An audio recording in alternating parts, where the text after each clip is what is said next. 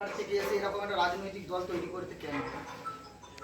আমরা ৭৬ বছর ধরে শুধু সংখ্যালঘু সম্প্রদায় নয়, পিছিয়ে পড়া একটা বৃহৎ অংশ ভারতবর্ষের মধ্যে ব্রাহ্মণ্যবাদীরা শুধুমাত্র এই 6% তারাই রাজত্ব করে যাচ্ছে গোটা ভারতবর্ষে। সে যে কোনো রাজ্যের সিএম বলতে পারেন, যে কোনো স্টেটের ডিএম বলতে পারেন, যে কোনো স্কুলের প্রধান শিক্ষক বলতে পারেন, পঞ্চায়েতের সেক্রেটারি বলতে পারেন, আপনি যে কোনো সেক্টরে গিয়ে দেখুন ওই ব্রাহ্মণ্যবাদীরা বসে আছে, ওই চৌধুরী, ব্যানার্জি, চ্যাটার্জি ওরাই বসে আছে। আর পিছিয়ে পড়া জাতিরা কেউ ঝাঁট দেয়, কেউ রুম পরিষ্কার করে, কেউ বাথরুম পরিষ্কার করে, এর থেকে বেশি তাদেরকে আর উঠতে দেয়নি। কখনো আমাদেরকে সংখ্যালঘুদের সঙ্গে হিন্দুদের সঙ্গে, পিছিয়ে পড়া হিন্দুদের সঙ্গে লাগিয়ে দিয়েছে, কখনো আমাদের ভাতের লড়াই লাগিয়ে দিয়েছে, কখনো আমাদের জাতের লড়াই লাগিয়ে দিয়েছে, কখনো আমাদের বর্ণের লড়াই লাগিয়ে দিয়েছে, কখনো আমাদের পোশাকের লড়াই লাগিয়ে দিয়েছে। এই বিভাজনের রাজনীতি করে করে আমাদের সমাজটাকে, ভারতবর্ষটাকে খণ্ড বিখণ্ড করে রেখেছে, আমাদেরকে একে অপরের বিরুদ্ধে লাগিয়ে রেখেছে।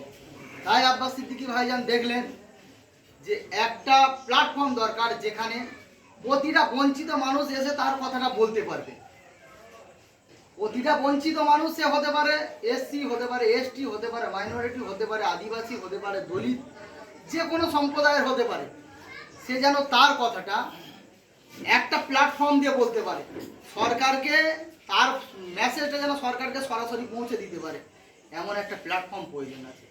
তাই সেই সময় আব্বাস সিদ্দিকী ভাইজান অনেক আলোচনার মাধ্যমে ইন্ডিয়ান সেকুলার ফ্রন্ট নামক একটা সংগঠন তৈরি করেছে, রাজনৈতিক দল। এটা কিন্তু একটা ফান্ডের নাম, এটা সংখ্যালঘুদের ব্যক্তিগত পৈতৃক সম্পত্তি না। পিছিয়ে পড়া, পিছিয়ে রাখা সমস্ত সম্প্রদায়ের ঐক্যের প্ল্যাটফর্ম, তাই নাম দিয়েছে ইন্ডিয়ান সেকুলার ফ্রন্ট। তো আমরা যারা এখানে উপস্থিত হয়েছি, আমাদের প্রত্যেকের দায়িত্ব হচ্ছে সমাজে যে অনৈতিক কাজগুলো হচ্ছে, সে অনৈতিক কাজের বিরুদ্ধে আমাদেরকে সোচ্চার হওয়া। আমরা ধর্ম পরিচয়ে মুসলমান, আমাদেরকে যেমন ইসলাম শিক্ষা দেয় তোমরা অন্যায়ের বিরোধিতা করো, তেমন আমাদেরকে ভারতবর্ষের সংবিধান, গণতন্ত্র রাষ্ট্রে আমাদের সংবিধানও আমাদেরকে অধিকার দেয়, তুমি অন্যায় হলে কথা বলো, অন্যায়ের বিরোধিতা করো, তুমি তোমার অধিকারের কথা বলো। সংবিধান আমাদেরকে শিক্ষা, স্বাস্থ্য, অন্য বাসস্থানের অধিকারগুলো সুনিশ্চিত করেছে, কিন্তু ৭৬ বছর অতিক্রম করে গেল, এখনো কিন্তু আমরা এই চারটের কোনো একটা জিনিস বুঝে পাইনি। তাই এই আমাদের পিছিয়ে পড়া, পিছিয়ে রাখা সম্প্রদায়ের মানুষের গণতান্ত্রিক অধিকার, সাংবিধানিক অধিকার রক্ষার স্বার্থে আমাকে আপনাকে আগিয়ে আসতে হবে।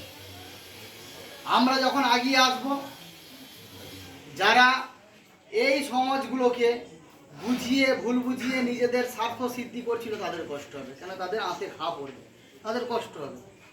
আমাদের সে কষ্টের দিকে তাকালে হবে না। একটা সময় ছিল ভারতবর্ষ ইংরেজদের গোলামতি, ইংরেজ শাসন ছিল, আমাদের ভারতবাসীরা ছিল গোলাম। তো আমাদের আপনার পূর্বপুরুষরা সেই তাদের এই ব্রিটিশদের কালো হাত থেকে নিজেদের জীবন আত্মবলিদানের মাধ্যমে আমাদেরকে একটা সুন্দর স্বাধীন রাষ্ট্র উপহার করে গেছে।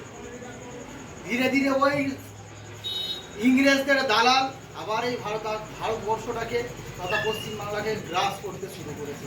আমাদেরকে সোচ্চার হতে হবে, আমাদেরকে আমাদের অধিকারের কথাটা বলতে হবে।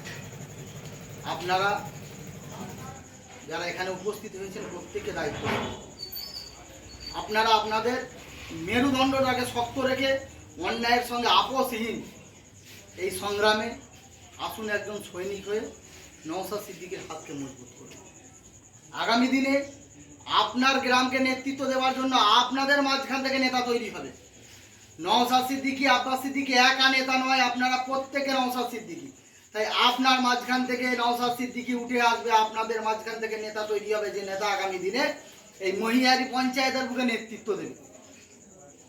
শুধু একটা বুথের মধ্যে সীমাবদ্ধ নয়, একের পর এক বুথ, একের পর এক বুথ আগিয়ে যেতে হবে, আমাদের সংগঠন তৈরি করতে হবে, দায়িত্ব নিতে হবে। আমরা যেমন যখন যুবক ছিলাম, বিয়ে করেছি, একটা সন্তান হয়েছে, সেই সন্তানের আমরা দায়িত্ব নিয়েছি, তার ভবিষ্যতের কথা ভাবছি, সেই সন্তানটা, আমার পরিবারটা যাতে সুরক্ষিত থাকে, সেই দায়িত্বটা কিন্তু আমার আপনার। আজকে বলুন, আমার তামান্না বোনটার কি অপরাধ ছিল? এ রাজনীতির রটা বুঝতো। সে তো একটা সুন্দর জীবন চেয়েছিল। সে আমাদের কাছ থেকে কী চেয়েছিল? সুন্দর জীবন, স্বাধীনভাবে বসবাস করবে এবং নিজের পায়ে নিজে দাঁড়াবে, শিক্ষাঙ্গনে গিয়ে পড়াশোনা করতো। ভালো এডুকেটেড সন্তান ছিল আমাদের। তাকে দেখো এই নোংরা রাজনীতি করতে গিয়ে তামান্না বোনটা জীবন দিয়ে দিতে হলো।